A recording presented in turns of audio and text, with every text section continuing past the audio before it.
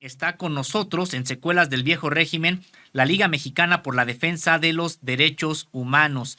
Me da mucho gusto saludar a Astrid Virginia Fuerte, quien es precisamente integrante de la LIMED, de esta Liga Mexicana por la Defensa de los Derechos Humanos, y también con mucho gusto le damos la bienvenida a José Ernesto Schulman. Él, pues un activista latinoamericano y latinoamericanista, muy reconocido, con una trayectoria también impresionante en el ámbito, pues sí, de la defensa de los derechos humanos y también en la propia análisis que hay sobre la realidad en nuestros países.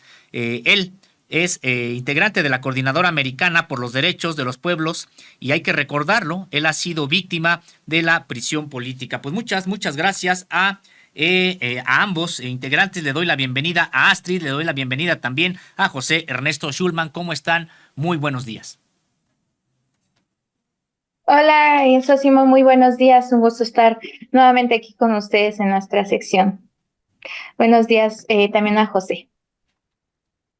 Bueno, un gusto enorme compartir y sobre todo estos días, ¿no? De renovar esperanzas, expectativas de el pueblo en la calle en Buenos Aires y la enorme victoria contra el fascismo israelí en el Tribunal de la Haya, que realmente nos nos enseña que hay que seguir todas las luchas, aún las más difíciles de conquistar, ¿no? Hoy es un día histórico. Israel ha quedado ante el mundo condenado, señalado por su operación genocida contra el pueblo palestino y eso golpea a la derecha en el mundo, ¿no? Muy en particular a la derecha argentina, que prácticamente se ha asumido como sionista sin embajes, ¿no? Pues sí, en efecto, se trata hoy de días históricos, de una victoria importante. Ya la comentábamos nosotros también al inicio de esta transmisión sobre, pues, esta resolución que en efecto no ordena el cese al fuego, pero claro que pone a Israel como quien está realizando posiblemente un genocidio, y esto a pesar pues de pues toda esta campaña de intereses muy poderosos que estuvimos viendo, que se echó a andar en estos días para tratar de que Israel pues no fuera señalado, algo que finalmente no tuvieron éxito. Sí, Israel es señalado, lo cual también nos da mucho gusto, por esto que ya nos dice José Ernesto Schulman, significa pues un golpe a la propia derecha del mundo, y particularmente nos decía ya a la Argentina. Me gustaría entrar en este tema, toda vez que pues vimos con preocupación aquí en México, por supuesto, cómo nuestros hermanos latinoamericanos empezaban a sufrir este gobierno ultra derechista, ultra neoliberal de Milei, y que desde los primeros instantes pues ordenó una andanada de reformas en contra de la población, en contra del pueblo trabajador, y que pues trató de hacer incluso de manera rápida, abrupta, lo que algunos otros gobiernos derechistas ya habían hecho, pero incluso habían demorado algunos meses o algunos años.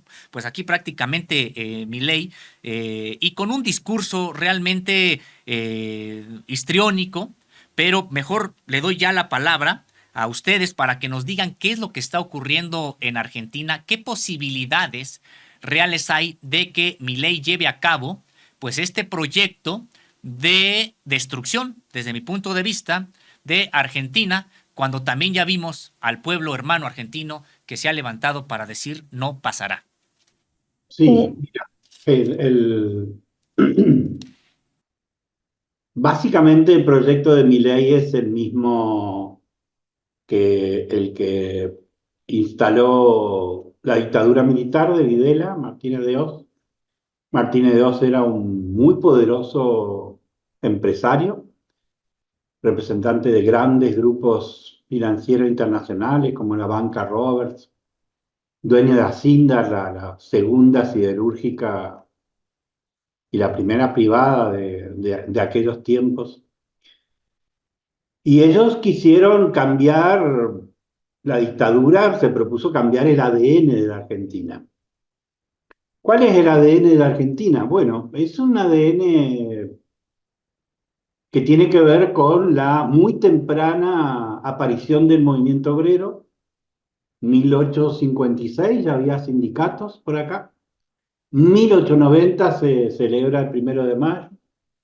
1912 ya hay leyes laborales importantes, ¿no? Sin que hubiera revolución ni nada por el estilo, pero había un senador socialista, Alfredo Palacios, y él propone y logra leyes importantísimas, ¿no? Sábado inglés, o sea, trabajar mediodía, el domingo no se trabaja, leyes de protección, accidentes de trabajo, leyes de protección a las mujeres, ley de la silla, que los vendedoras, las vendedoras pudieran sentarse y no estar paradas 8, 10, 12 horas, ¿no? Y luego eso va creciendo y va a surgir un movimiento político tan específico como el peronismo que asume las banderas anteriores y las generaliza, ¿no? Desde entonces, bueno, ese ADN se sintetiza en una frase que, que hizo muy popular Evita, que era donde hay una necesidad y un derecho, ¿no? Y esa idea ha sostenido a todas las tradiciones populares políticas en la Argentina en estos 70 años.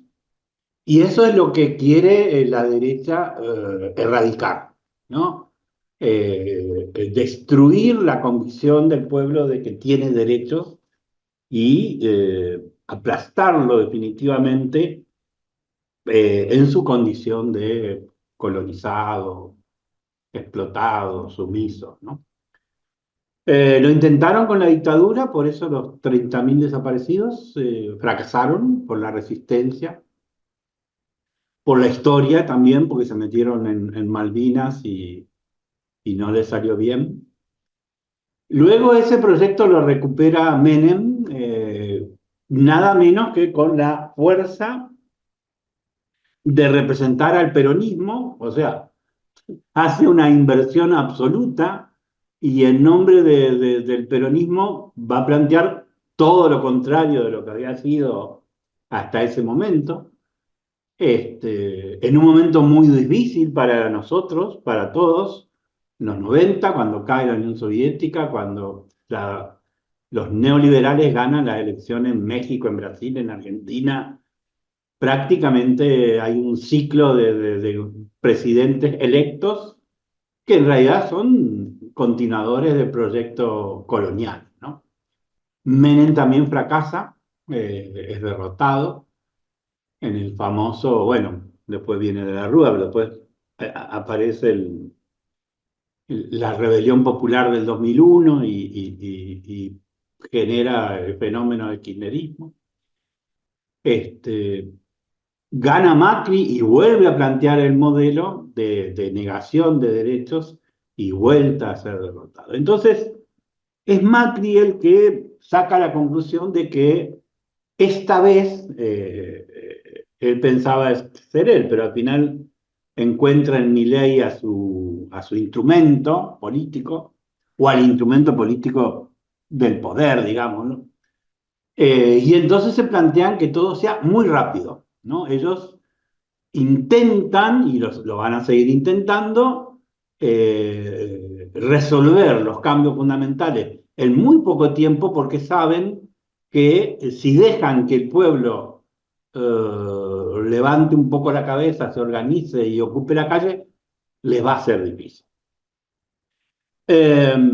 Milei cuenta con el apoyo del poder económico en la Argentina, que cada vez es más concentrado, más subordinado al imperio, más rico. La Argentina es un país inmensamente rico contra las estupideces que dice Milei. La Argentina siempre fue muy rico porque tiene llanuras que son muy fértiles y que han permitido criar ganado y cultivar cereales desde el virreinato para acá, y por eso se hicieron ricos los burgueses argentinos, ¿no? En términos marxistas, eso se llama renta agraria diferencial, ¿no?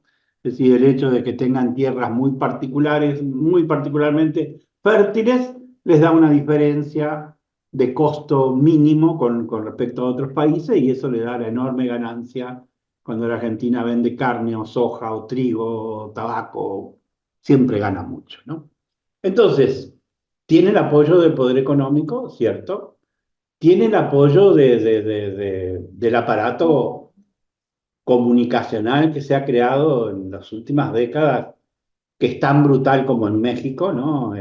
Aquí es Canal 13 y no Televisa. Tiene el apoyo de la derecha clásica, llamémosle así, de una parte del peronismo, de partidos tradicionales, de partidos conservadores, ¿no? Todo para fin de año hacía indicar que lo de Milei iba a ser una topadora incontenible, partiendo de que se apoyaba en un fracaso descomunal del peronismo en el gobierno, que terminó hambriando al pueblo. 1 de cada 2 argentinos vive en la pobreza, lo cual es inadmisible en un país tan rico, ¿no? El 60% de los niños y las niñas son pobres. Bueno, 2 de cada 3 trabajadores están fuera de la legalidad. Argentina se ha ido latinoamericanizando, ¿no? Acá que son tan blanquitos y siempre tan orgullosos de ser Europa, se han tenido que acostumbrar a otra vida. Y eso generó, a partir de la pandemia, una ruptura de una parte importante de la sociedad con el Estado, con el gobierno, con la política, ¿no? Muy bien aprovechado por estos grupos de ultraderecha, y crean esta fuerza que asume el gobierno. Sin embargo, y creo que eso es un error continuo de la derecha en la Argentina, es que no respeta, odia tanto al pueblo que lo subestima. Odian tanto que subestiman, ¿no? Y este paro que se realizó anteayer, más que paro, un enorme acto obrero en el centro de la ciudad de Buenos Aires, 200, 300 mil personas, pero si contamos en todo el país, hay muchos que calculan 1 millón de personas movilizadas, lo cual es enorme cantidad, ¿no? Aunque la Argentina es un país que se movilizan, pero bueno, 1 millón de personas en un mismo día es mucho. Y eso fue producto de la resistencia, llamémosle casi inorgánica. Es decir, no fue el resultado de la prédica de partidos políticos, lamentablemente. Los partidos de izquierda son pequeños, los partidos, el peronismo está en silencio de la derrota, sino que fue resultado de la iniciativa de resistencia de trabajadoras y trabajadores, de artistas, de personas de la cultura, de la salud, ¿no? El segundo error que comete Milei, no solo subestimarnos, sino que él, como pretende resolver todo al mismo tiempo, atacas a todo al mismo tiempo. Y entonces prácticamente yo no sé si ustedes vieron las listas, pero los artistas, los intelectuales más famosos de Argentina, aquellos que no tienen nada que ver con un cambio revolucionario, son los que han ganado los premios Oscar, poderosísimos. Y los tipos se ven prácticamente obligados a ir a la plaza, que es el lugar donde se resiste, por ejemplo, una de las grandes operaciones de Milei, que es destruir la cultura nacional. O sea, se proponen destruir la cultura, y ahí sí, como en un modo fascista clásico, ¿no? Tanto que se discute si son fascistas, si no lo son. Vamos a tener que comprar un fascista, ¿cómo sería? Un medidor de fascista.